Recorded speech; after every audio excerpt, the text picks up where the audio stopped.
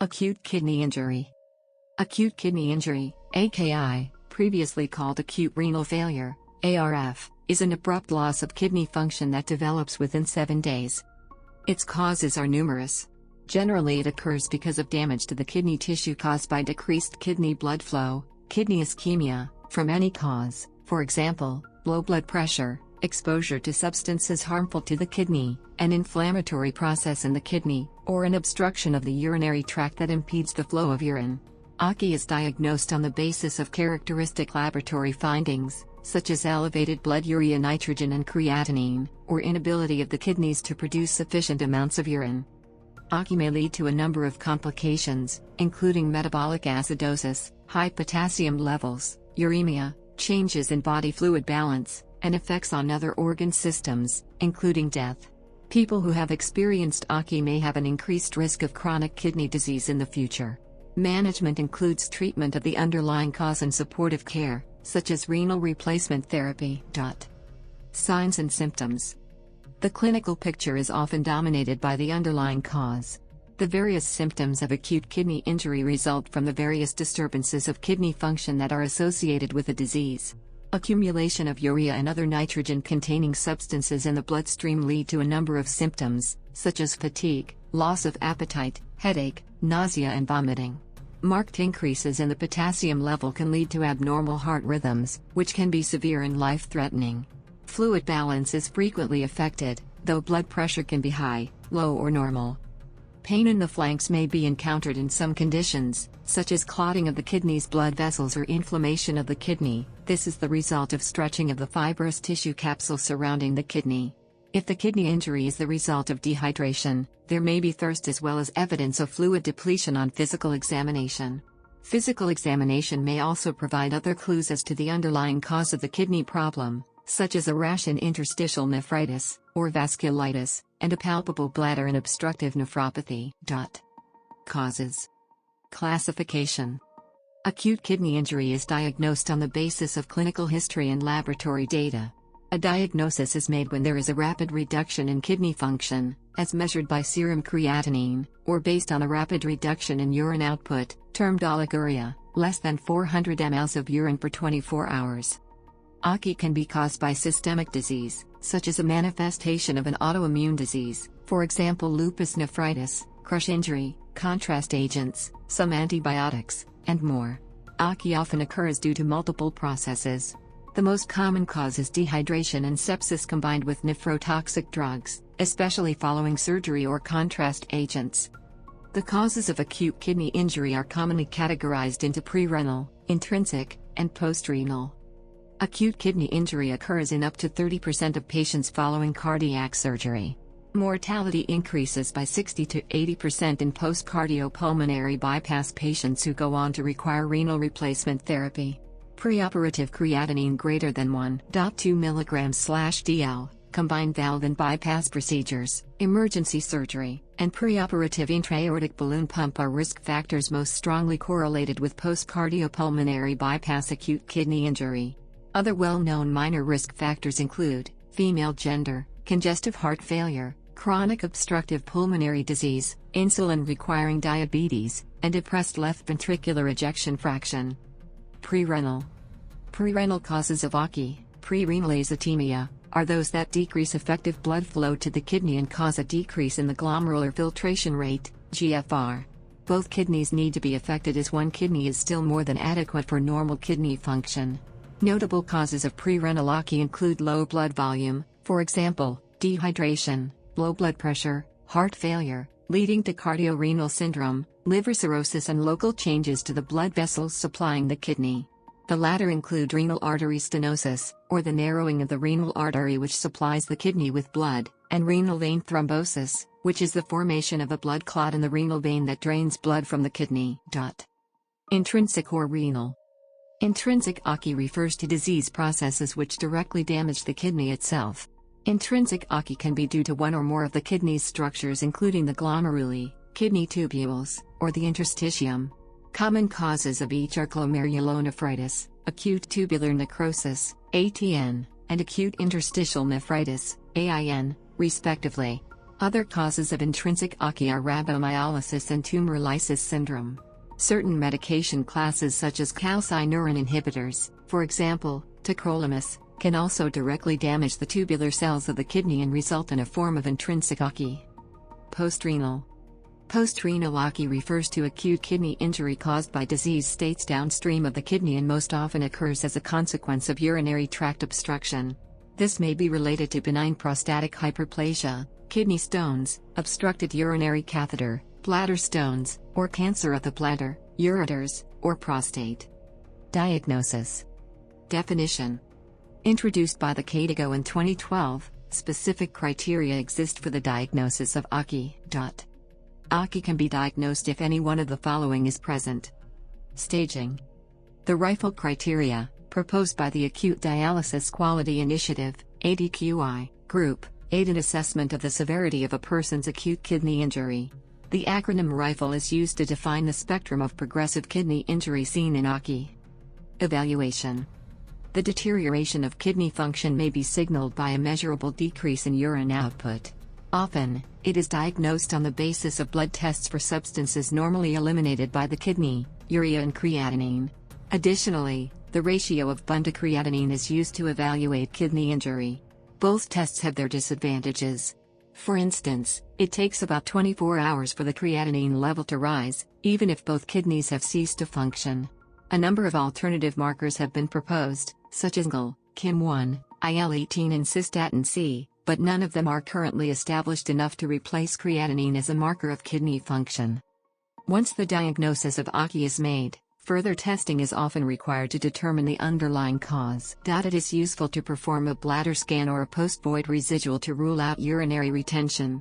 In post-void residual, a catheter is inserted into the urinary tract immediately after urinating to measure fluid still in the bladder. 50 to 100 milliliters suggests neurogenic bladder dysfunction. These may include urine sediment analysis, renal ultrasound and/or kidney biopsy. Indications for kidney biopsy in the setting of OCI include the following. In medical imaging, the acute changes in the kidney are often examined with renal ultrasonography as the first-line modality, where CT scan and magnetic resonance imaging, MRI, are used for the follow-up examinations and when US fails to demonstrate abnormalities. In evaluation of the acute changes in the kidney, the echogenicity of the renal structures, the delineation of the kidney, the renal vascularity, kidney size and focal abnormalities are observed. CT is preferred in renal traumas, but US is used for follow-up, especially in the patients suspected for the formation of urinomas. CT scan of the abdomen will also demonstrate bladder distension or hydronephrosis. However, in OCI, the use of 4-contrast is contraindicated as the contrast agent used is nephrotoxic. Treatment. The management of OCI hinges on identification and treatment of the underlying cause. The main objectives of initial management are to prevent cardiovascular collapse and death and to call for specialist advice from a nephrologist. In addition to treatment of the underlying disorder, management of OCI routinely includes the avoidance of substances that are toxic to the kidneys, called nephrotoxins. These include NSAIDs such as ibuprofen or naproxen, iodinated contrasts such as those used for CT scans, many antibiotics such as gentamicin, and a range of other substances. Monitoring of kidney function, by serial serum creatinine measurements and monitoring of urine output, is routinely performed. In the hospital, insertion of the urinary catheter helps monitor urine output and relieves possible bladder outlet obstruction, such as with an enlarged prostate. Prerenal.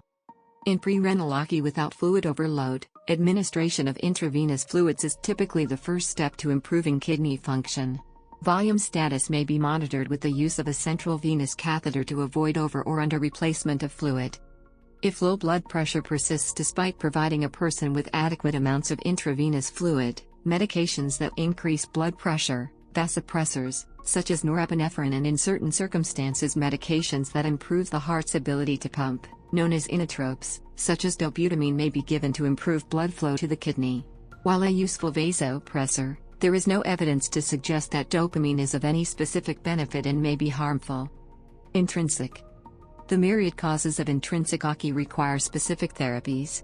For example, intrinsic OCI due to vasculitis or glomerulonephritis may respond to steroid medication, cyclophosphamide, and, in some cases, plasma exchange. Toxin-induced prerenal ACE often responds to discontinuation of the offending agent, such as ACE inhibitors, ARB antagonists, aminoglycosides, penicillins, NSAIDs, or paracetamol.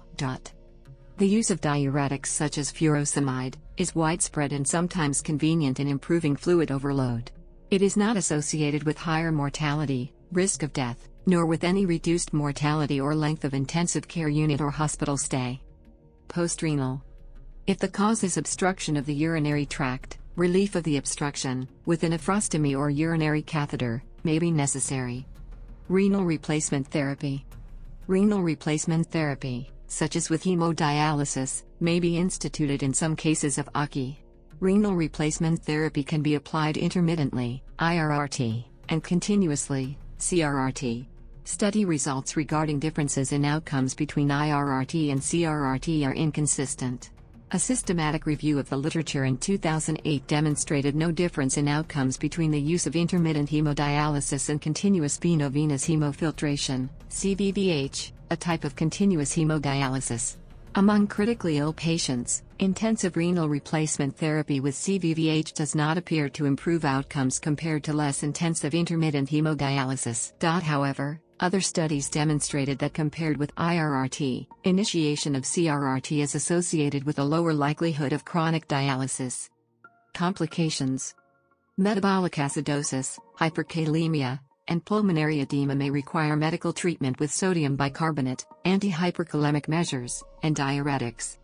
Lack of improvement with fluid resuscitation, therapy-resistant hyperkalemia, metabolic acidosis, or fluid overload may necessitate artificial support in the form of dialysis or hemofiltration.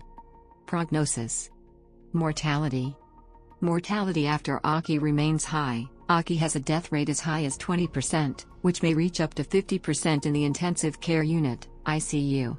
Each year, around 2 million people die of ACE worldwide. ACE develops in 5% to 30% of patients who undergo cardiothoracic surgery, depending on the definition used for ACE. If ACE develops after major abdominal surgery, 13.4% of all people who have undergone major abdominal surgery, the risk of death is markedly increased, over 12-fold. Kidney function. Depending on the cause, a proportion of patients, 5 to 10%, will never regain full kidney function, thus entering end-stage kidney failure and requiring lifelong dialysis or a kidney transplant. Patients with ACE are more likely to die prematurely after being discharged from hospital, even if their kidney function has recovered. The risk of developing chronic kidney disease is increased, 8.8-fold. Epidemiology. New cases of ACE are unusual but not rare, affecting approximately 0.1% of the UK population per year, 2,000 parts per million/year, 20x incidence of new ESKD. ACE requiring dialysis, 10% of these, is rare, 200 parts per million/year, 2x incidence of new ESKD. There is an increased incidence of ACE in agricultural workers, particularly those paid by the piece. No other traditional risk factors, including age, BMI, diabetes, or hypertension, were associated with incident ACE. Agricultural workers are at increased risk for ACE because of occupational hazards such as dehydration and heat illness. Acute kidney injury is common among hospitalized patients. It affects some 3 to 7% of patients admitted to the hospital and approximately 25 to 30% of patients in the intensive care unit. Acute kidney injury was one of the most expensive conditions seen in U.S. hospitals in 2011, with an aggregated cost of nearly $4.7 billion for approximately 498,000 hospital stays. This was a 346% increase in hospitalizations from 1997, when there were 98,000 acute kidney injury stays. According to a review article of 2015, there has been an increase in cases of acute kidney injury in the last 20 years which cannot be explained solely by changes to the manner of reporting. History. Before the advancement of modern medicine, acute kidney injury was referred to as uremic poisoning, while uremia was contamination of the blood with urine. Starting around 1847, uremia came to be used for reduced urine output, a condition now called oliguria, which was thought to be caused by the urines mixing with the blood instead of being voided through the urethra. Acute kidney injury due to acute tubular necrosis, ATN, was recognized in the 1940s in the United Kingdom, where crush injury victims during the London Blitz developed patchy necrosis of kidney tubules, leading to a sudden decrease in kidney function. During the Korean and Vietnam Wars, the incidence of AKI decreased due to better acute management and administration of intravenous fluids. Acute management and administration of intravenous fluids. Acute management and administration